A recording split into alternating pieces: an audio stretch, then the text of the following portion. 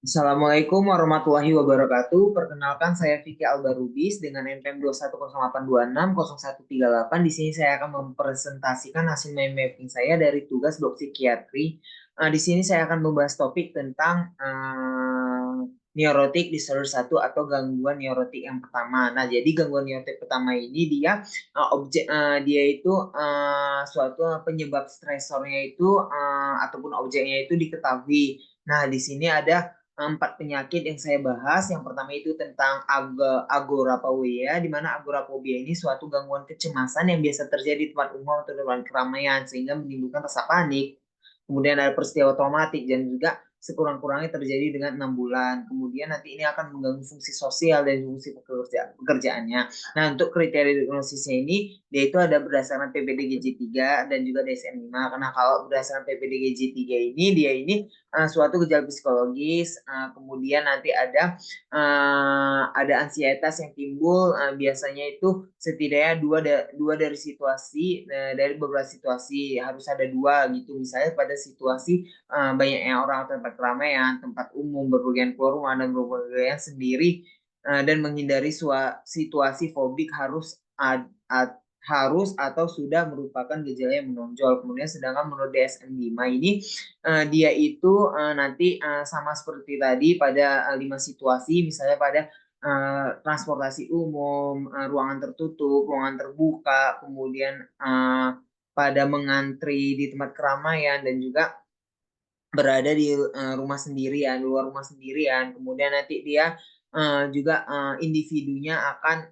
takut atau menghindari situasi ini karena pemikiran bahwa mungkin akan melarikan diri mungkin sulit atau bantuan mungkin tidak tersedia. Kemudian nanti bisa saja dia ketakutan dan kecemasan tidak sebanding dengan bahaya aktualnya yang ditimbulkan. Kemudian nanti biasanya dan juga ketakutan, kecemasan, dan penghindaran ini menyebabkan penderitaan yang signifikan secara klinis atau gangguan dalam fungsi sosial, pekerjaan, dan lain-lain. Nah, untuk tata laksananya bisa kita berikan benzodiazepin, antidepresan seperti SSRI atau TCA. TCA itu kemudian ada tetracyclic drugs, kemudian Nah, kalau psikoterapinya kita kasih terapi suportif, kemudian CBT, cognitive behavior terapi dan juga virtual terapi. Kemudian untuk penyakit selanjutnya ada fobia spesifik, di mana fobia spesifik ini dia merasa ketakutan terhadap benda ataupun terhadap objek seperti hewan gitu. Dia ini nanti akan mengalami kesulitan menghindari situasi yang memicu kecemasannya, kemudian ketakutan yang irasional. Kemudian ini ada tipe-tipenya dari fobia spesifik seperti acrophobia, dia itu takut ketinggian, seperti zoofobia, takut hewan, kemudian ailurophobia, takut kucing, kemudian claustrophobia, takut ruangan tertutup dan lain-lainnya. Bisa kita lihat, kemudian tetap diagnosanya berdasarkan PPDGJ 3 dan juga DSM-5. Kalau berdasarkan PPDGJ 3 semua kriteria di bawah ini harus dipenuhi untuk diagnosis pasti, misalnya pada gejala psikologisnya, perilaku atau otonomi yang timbul harus merupakan manifestasi primer dan ansietas. Kemudian ansietas yang terbatas pada adanya objek atau situasi fobik tertentu. Kemudian situasi fobik tersebut sedapat mungkin dihindarinya. Kemudian kalau berdasarkan DSM-5 dia itu nanti ketakutan atau kecemasannya itu nyata tentang objek atau situasi tertentu, misalnya pada ketinggian, pada terbang, hewan ataupun lain-lainnya, berjarum dan lain-lainnya. Kemudian nanti objek atau situasi fobia hampir selalu menimbulkan ketakutan atau kecemasan pada yang secara langsung. Kemudian ketakutan atau kecemasan ini tidak sebanding dengan bahaya yang aktual. Kemudian biasanya berlangsung selama 6 bulan atau lebih. Kemudian nanti ketakutan kecemasan ini atau penghindaran menyebabkan penderita yang signifikan secara klinis atau gangguan dalam fungsi sosial, pekerjaan, ataupun fungsi penting lainnya. Untuk tata laksananya kita lakukanlah ekspor terapi. Ekspor terapi ini maksudnya terapi pemaparan. Jadi misalnya dia takut kucing, ya udah kita paparkan aja di kucing gitu. Bisa dia takut air, kita paparkan dengan air gitu. Ya perlahan-lahan gitu. Kemudian ada pengobatan benzodiazepin, kemudian ada CBT, cognitive behavior terapi. Kemudian penyakit yang ketiga ini saya membahas tentang sosial fobik, di mana ini seseorang yang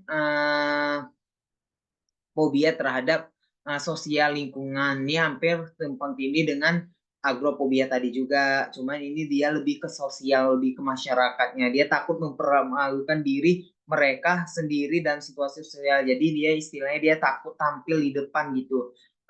Misalnya dia takut karena dia takut merasa salah ataupun takut membuat kesalahan, kemudian atau biasanya tidak percaya diri, kemudian takut melakukan aktivitas tertentu, misalnya makan atau berbicara di depan orang lain. Kemudian ini juga berdasarkan kriterianya berdasarkan PPDGJ 3, itu ada gejala psikologi juga. Kemudian ansietas harus mendominasi atau terbatas pada situasi sosial tertentu. Kemudian menghindari situasi fobik harus atau sudah merupakan gejala yang menonjol. Kemudian nanti kalau dia berdasarkan DSM-5 biasanya ini dia ini biasanya ketahuan kecemasan tentang satu atau lebih situasi sosial di mana individu dihadapkan dengan kemungkinan pengawasan oleh orang lain. Contohnya termasuk interaksi sosial, misalnya dia melakukan percakapan, bertemu orang asing, diamatilah, dia takut diamati kayak mana makannya, kayak mana minumnya dan lain-lain, dan tampil di depan orang lain dia takut. Kemudian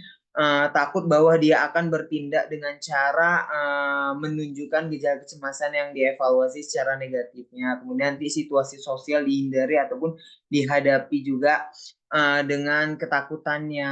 Tidak, kemudian biasanya berlangsung juga selama 6 bulan atau lebih. Nah, ketakutan dan kecemasan ini kembali lagi menjadi suatu penderitaan bagi penderita.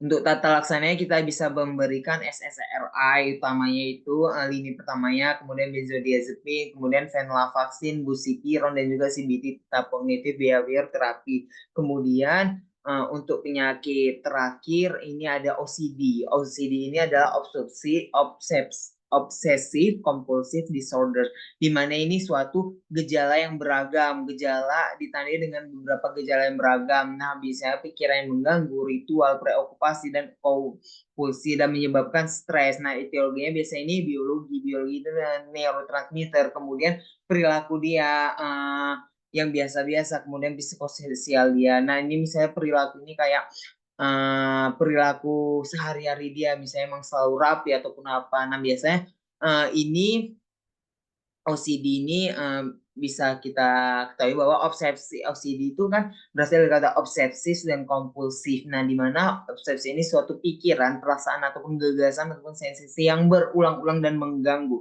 Nah, kalau kompulsif ini suatu perilaku yang disadarinya, kemudian ini berulang dilakukannya seperti menghitung, memeriksa, dan menghindari. Kemudian untuk dia diagnosisnya berdasarkan PPDGJ 3 untuk mereka diantisipasi gejala seperti adalah obsesif atau kompulsif atau kedua-duanya harus ada hampir setiap hari. Nah, biasanya kalau pada OCD ini dia dilakukan setiap hari setidaknya 2 minggu berturut-turut baru dikatakan bahwa dia itu menderita dengan OCD. Kemudian bisa kita lihat ini gejala-gejalanya seperti harus disadari sebagai pikiran atau impuls dia sendiri, kemudian setidaknya ada satu pikiran atau tindakan yang berhasil dilawan meskipun ada lain yang tidak lagi dilawan, tidak bisa dilawan, dan lain-lain. Kemudian untuk tipe-tipenya ini, tipe-tipe OCD ini dia itu ada contamination. Jadi dia tadi OCD itu kan gerakan berulang-ulang. Dia biasa mencuci tangan, terus mencuci tangan, higienitasnya. Kemudian hoarding, dia kemudian ada symmetrical, dia harus rapi, harus simetris gitu, cek. Kemudian ada checking itu dia mengecek padahal nih udah saya kunci, misalnya udah pergi dari rumah, kan udah kunci rumah. Nah, dia selalu mengecek itu, udah kunci nggak ya gitu. Kemudian mungkin itu aja. Kemudian ada intrusive stroke dan lain-lain. Nah, untuk tata laksananya SRI, clomipramine, mood stabilizer, antipsikotik, terapi perilaku, psikotik berbasis tirikan, dan lainnya. Jadi OCD ini dia dilakukan bukan hanya untuk kesenangan ya, tetapi untuk melegakan hati dia supaya hatinya ini menjadi lebih nyaman. Kemudian ini ada referensi dari saya ngambil dari buku Saku Diagnosis gangguan jiwa PBDGJ 3, DSM-5 dan lainnya. Mungkin itu saja dari saya. Bila ada kata mohon maaf, bila ada salah mohon maaf. Wassalamualaikum warahmatullahi wabarakatuh.